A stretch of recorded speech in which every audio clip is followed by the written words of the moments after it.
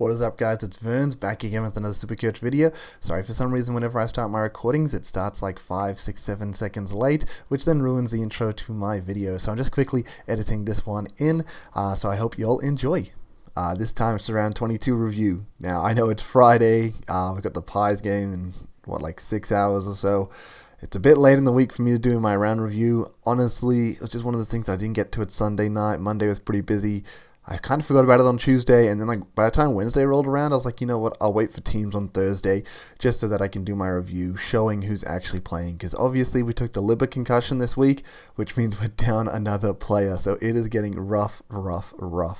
Saying that, we still actually had not a bad week. We put out a 23-49, which ain't that bad, honestly. We went up 23 ranks to 356 in a week that I really thought I was going to be going down, so I'll take that. That's really not the worst case scenario. I mean, going up ranks in a week where you had Libba drop a 20, I'll take it. I'll definitely take it. So, yeah, we'll jump in, have a look at the team. Honestly, only 2 league wins there because most of them were on bye weeks. The 2 wins are leagues that were like 10 people leagues that we had top 5, and technically I had a bye round 1 because I was first. So round 2 I played. But every other league, obviously, as we know from my round 82 score last week, I did win all of those, so I had a bye with the rest of the leagues. So jumping into the team, look, the biggest thing with this team as to why it actually did pretty decent was the players that we had covering for Dacos. We've been running Day, Sheasel, and Keys on a loop the last, I don't know how many weeks, but with Dacos going out, all 3 of them were on field, and we really couldn't afford for any of them to blunder. But quite the opposite happened. We have Day with a 98, slowed down towards the end of the game. Keys with a 92, had a hit and slowed down at the end of the game because he wasn't on the field much. And then Shearer with a 135. So just massive scores out of the people that we thought were going to be our worries for the week.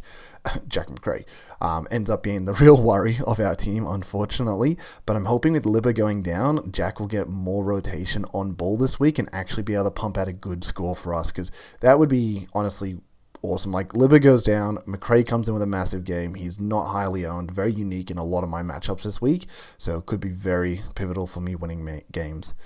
We also have Sheasel into Richmond. I think he'll be fine to actually score pretty well there. Day into Melbourne. Melbourne have leaked points in the mid, so hopefully he can be okay. And then Keys in the Sydney, not too sure there, but you can kind of see where my captaincies are going already. We know Sydney leak points in the midfield, so that's why I'm personally looking at Laird into Bont, because it's really hard to look past this West Coast game. This is a pretty safe 120 plus from Bont, you would think. If you have English, I would definitely captain him over Bont, but I'm hoping Laird can put out a 150, and that would be pretty nice. Sorry, kind of just jumped straight to captains there because I realized I'd left them on because I checked it out earlier in the week. Now, you can see my plans for my team already.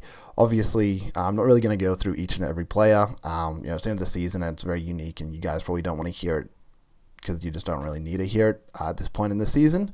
The other good news, I guess, was Briggs performed again, so a 115 from him was massive. I know English got a 140, but, getting a 115 from Briggs, this is still really good from him. He's honestly done what he needed to in our team.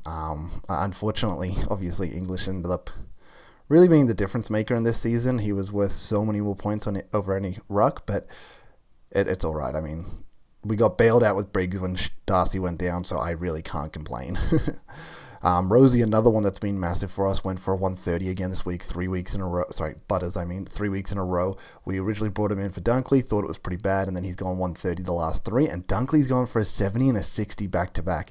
That was probably another reason that we had a good week again. Dunkley had a down game, Steele had a down game, I feel like Mills had a down game, so these are other players that people are running for cover for Dacos, or they're just running as like an M8, or they're just pods that we don't have. They didn't perform all that well, so it meant that people didn't blow us out of the water this week. Saying that, coming into this week, I'm a bit scared, honestly.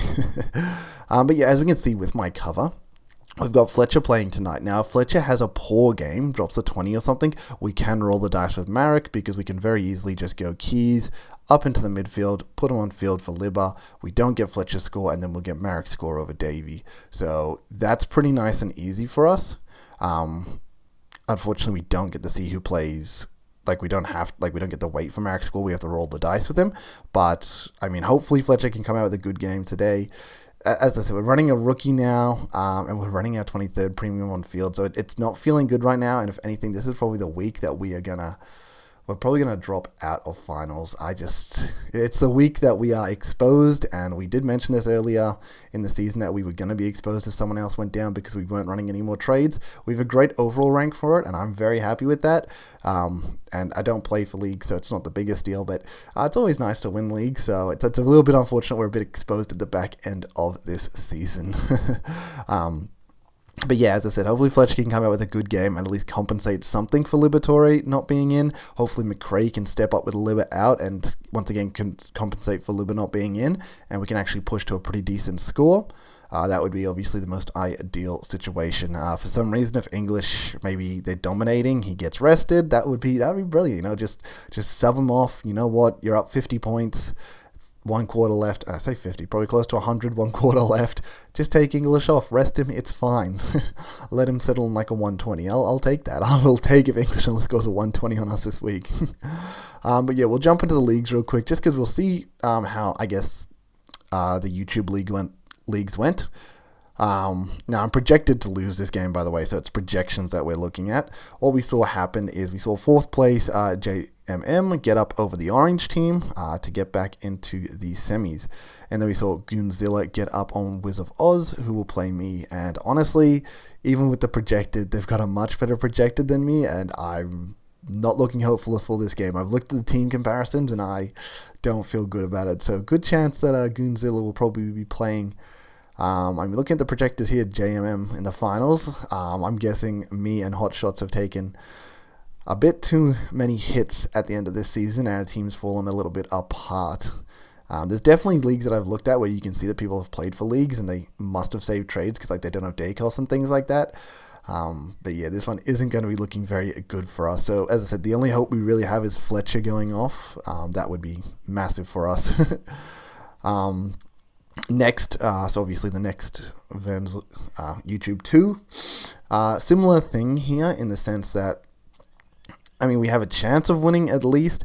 We had Wombats go down to Fish and Crips. So I know they've been in our comments the last few weeks saying that they would get us in the finals, but unfortunately they've dropped it last week, so they won't be getting on to the finals to get their revenge. And Brad Close and Far end up smashing Carlton Crew, who I'm guessing must have had injuries or something, because they just didn't put out a good score last week. Maybe they've gone AFK because the season fell apart. Not too sure there. But yeah, we have 7th and 5th making it to the semis. Projected wise, 7th is looking pretty good there over 1st.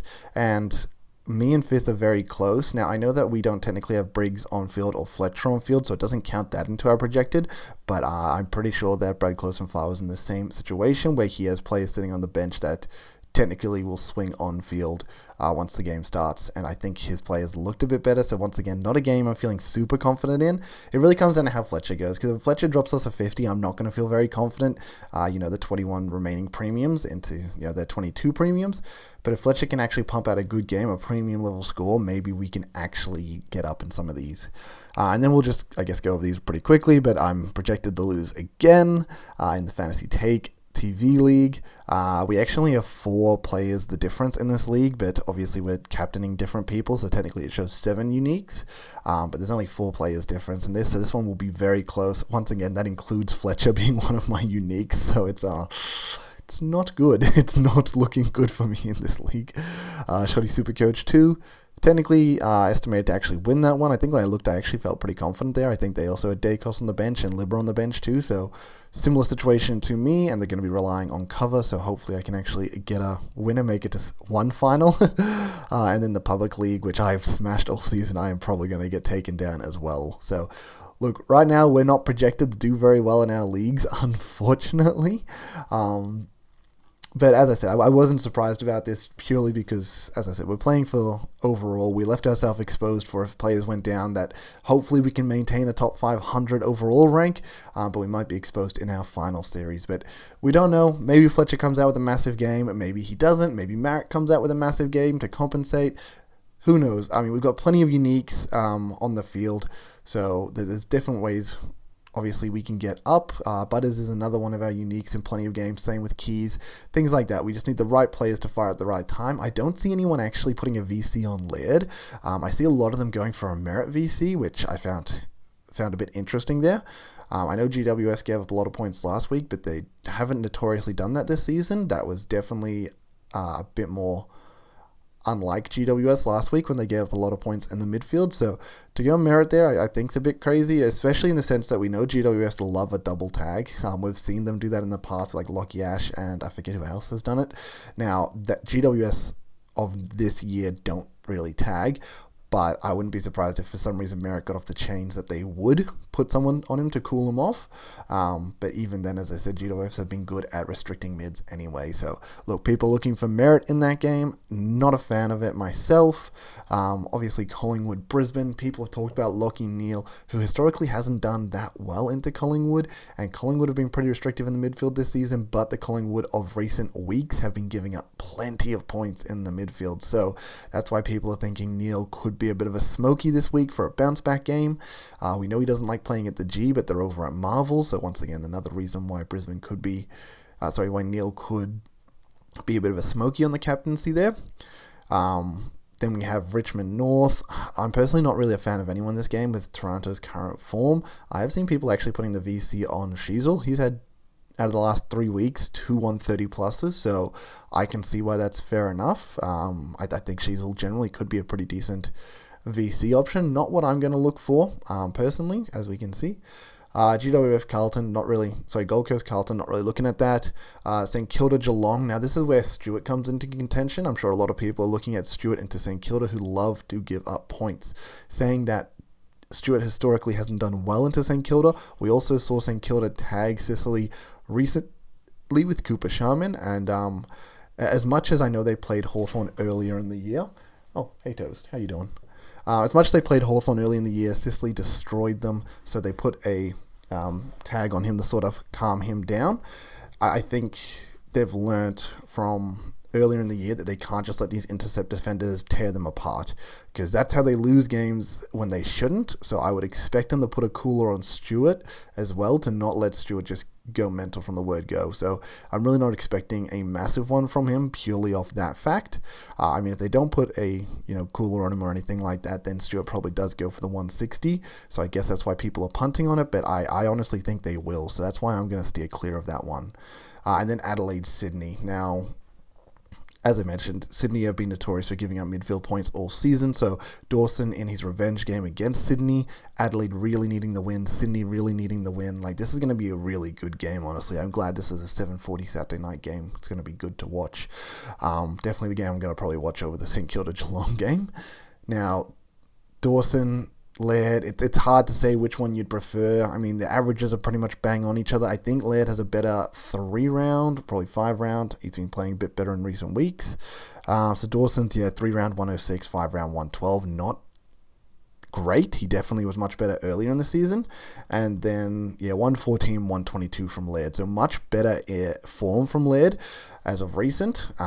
So it's a lot easier to put a bit of faith in him. So, and also Dawson's been getting pushed a bit more out to the wing because of the way they've moved Matt Crouch in, which I think has stopped Dawson's ceiling of those 150 games.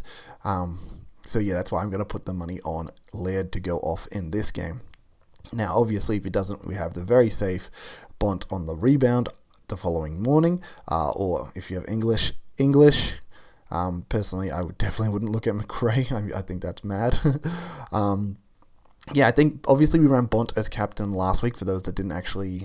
I didn't actually mention my captains for last week, so for those that have stayed around in the video, stayed around through my rambling, I actually went Goulden VC into Bont, which is not what I said I was going to do, but I decided to change my mind. I decided I wanted to play with the high versatility of Goulden, and then just the way things are panning out, I just wanted a safe captain, so I put it on Bont, who ended up being one of my better performing premiums. So as much as 115, it's not like, oh man, that's not really a massive captain score. When my biggest score for the week was only 139, we had 3 scores over 130, I guess. 1 score that's just over 120, and then Bont's the 5th highest score. So it's really not a bad captain option. Worked out pretty well in my opinion. So Bont again this week, just for a safe sort of, I would say 120 against West Coast, almost minimum. Now, the only reason I even brought up McRae is with Libba gone. Will McRae play more on ball and we'll get the McRae of old? Maybe, but it's not something I would risk with a captaincy. So obviously we're just going to play it safe with Bont. And then Melbourne, Hawthorn. I know people are looking at Sicily into Melbourne. Fair enough. Melbourne has a pretty weak forward line. So that's fair enough. And I don't think they tag either. So Sicily could be really good. I really hope he's good. But it's not something I'm going to risk the C on this week. Not feeling that. And then Freo into Port. Honestly, hard one to say. Butters has been in great form as of recent. And Freo, I don't think they give up huge midfield points, but they definitely don't restrict in the midfield. So if Butters goes off, he could definitely be looking at another, his fourth 130-plus game in a row.